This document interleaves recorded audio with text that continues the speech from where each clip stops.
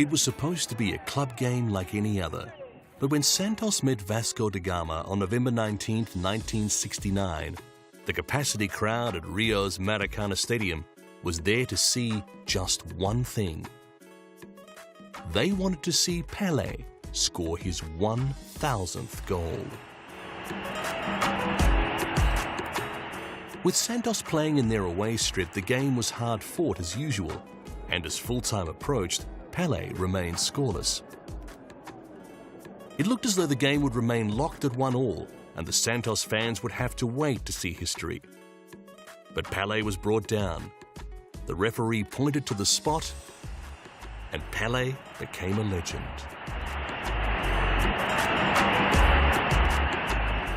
Brazil loved the man who had resisted the lure of big money to stay at home and play for his beloved Santos.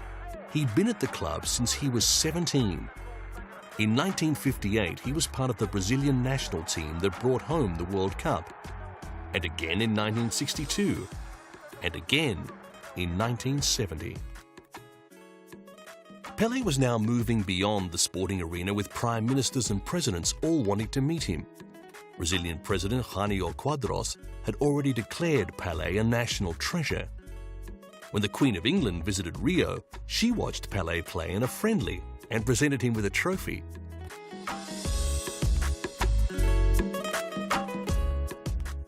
Brazilian playwright Nelson Rodrigues anointed Pelé the king, and it was not long before he was crowned in front of the cameras.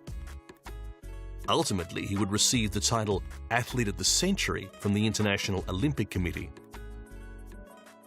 Santos was enjoying so much attention now, thanks to its star striker, that the team embarked on a series of exhibition matches which spread Pelé's fame even further and made him the world's most highly paid team sport athlete.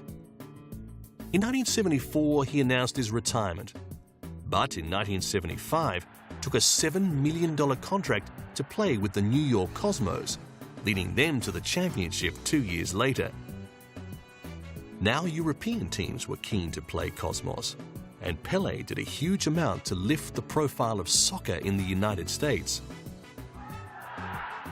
Finally, in 1977, after a friendly against his old team Santos, where he actually played the first half for Cosmos and the second half for Santos, he announced his retirement. I feel very, very, very sorry because I love soccer. And it's like a part of my life I lost. But it's very important when you stop in good shape, when you can't stop in good shape. Of course, I'm gonna miss a lot. I'm gonna be around, I'm gonna stay in a nice state. I asked to the coach if I can practice with the teammates sometimes. But it's important you stop when you are in a good position. But Pelé's retirement remained active as he started traveling the world giving workshops and skills classes. And wherever he went, crowds would still turn out for a glimpse of the king. And presidents still wanted to meet the legend, whose reputation was not diminishing. President Bill Clinton was even keen to display his foot skills.